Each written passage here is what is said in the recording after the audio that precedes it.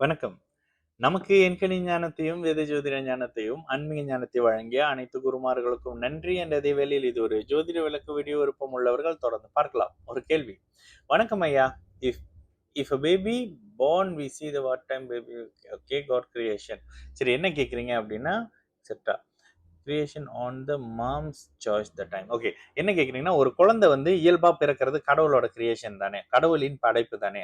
ஆனா குறிப்பிட்ட ஒரு சில பேர் அந்த குழந்தைகளுடைய நேரத்தை குறிச்சு அவங்களே போய் சிசேரியன் செய்றாங்களே, இது கடவுளோட அமைப்புக்கு எதிரானதான்னு கேட்குறீங்க, கடவுளோட தன்மை இல்லை தானேன்னு கேட்குறீங்க. ஓகே இதை நான் கொஞ்சம் திருப்பி சொல்றேன், உங்களுக்கு எப்படி புரியுதுன்னு பாருங்க.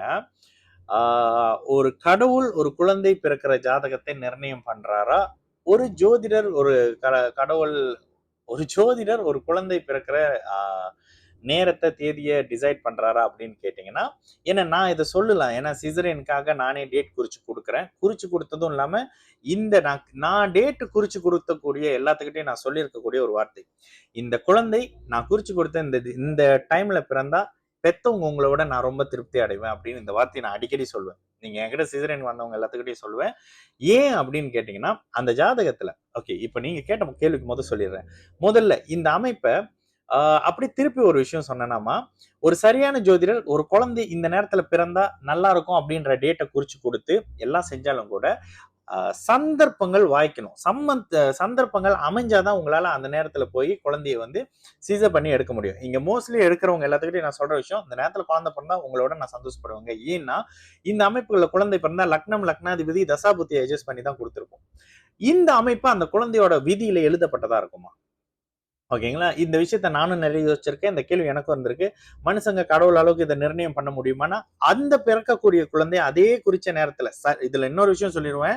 சரியான ஜோதிடர்கிட்ட குறிச்சு கொடுத்த டைம்ல அந்த குழந்தை பிறந்ததுன்னா, அம்மா அப்பாவோட சேர்ந்து அந்த குழந்தையும் நன்றாக இருக்கக்கூடிய தன்மை வரும். அதே அன்னைக்கு சமீபத்துல என்கிட்ட ஒண்ணு வந்ததுன்னு சொல்லியிருப்பேன். அதாவது பிஃபோர் தீபாவளி 16, 15, 16, 17 இந்த 3 நாள் நல்ல நாளா இருக்கு. அங்க சிசரியன் பண்ணிக்கங்கன்னு சொல்லிட்டு இங்க மலேசியால இருக்கக்கூடிய ஒரு முட்டாள் ஜோசியர் ஒருத்தர் கொடுத்திருந்திருக்காரு. நான் அந்த அம்மாட்ட சொன்னேன், ஐயோ அம்மா ஒரு நாளைக்கு 12 லக்னம் வரும், 12 லக்னத்துக்கு தசாபுத்தின்னு சொல்லிட்டு இவ்வளவு விஷயம் பார்க்கணும். யாருமா ஒரு நாளைக்கு 2ல இருந்து 3 லக்னம், 3வது லக்னம் கூட அவ்வளவு பெரிய அளவுக்கு ஷுவரா வராது. 2 லக்னம் தான் துல்லியமா வரும் தசாபுத்தியோட ஒத்து. இந்த அமைப்புகள்ல குரு தொடர்புல இருக்கணும், அப்படி இப்படின்னு நிறைய விஷயம் இருக்கு. வெறும் நாளை சொல்றாங்க, டேட்டை கொடுக்குறாங்கன்னு சொல்லி காலைல போனோம், ஹாஸ்பிட்டல் போனோம், சிசரிங் பண்ணிடாதீங்கன்னு சொல்லியிருப்பேன். சொல்லி ஒருத்தவங்ககிட்ட நான் பேசியிருந்தேன். இந்த அமைப்பெல்லாம் ஒரே காரணம் தான்மா. இந்த ஒரு நாளைக்கு வரக்கூடிய 12 லக்னங்கள்ல நல்லதை அனுபவிக்கிறவங்களும் கெட்டதை அனுபவிக்கிறவங்களும் பிறக்கிறாங்க. ஆனா நல்லதை அனுபவிக்க பிறக்கக்கூடிய குழந்தைகள் குறிப்பிட்ட சில லக்னங்கள்ல மட்டுமே பிறக்கும்.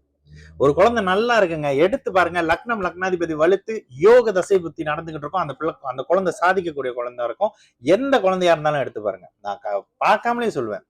இதனாலதான் லைவ்ல சில இடங்கள்ல பாத்தீங்கன்னா ஜோதிடத்துல அந்த அந்த இவங்க கேட்கக்கூடிய அமைப்புகள்ல கேட்கக்கூடிய காலம் இந்த அமைப்புல இருந்து அந்த கேள்வி கேட்பீங்கன்னு ஏன் நான் சொல்லி அவ்வளவு துல்லியமா போடுறேன்னா, இப்படி இருந்தா இப்படிதான், இதை இப்படி பூஜை பண்ணி மாத்திரலாம், அதை இப்படி பண்ணி இறக்கிடலாம், அதெல்லாம் முடியவே முடியாத விஷயம். அந்த மாதிரிமா இந்த ஜோதிடர் குறிச்சு கொடுக்கிற குழந்தை அந்த குழந்தைக்கு கடவுள் விதித்த விதியாக இருந்தால் அந்த டைம்ல பிறக்குமா, இல்லைன்னா சொல்லி வச்ச மாதிரி அப்படியே லக்னம் முடிஞ்சு அடுத்த லக்னத்துல அந்த குழந்தை பிறக்குமா?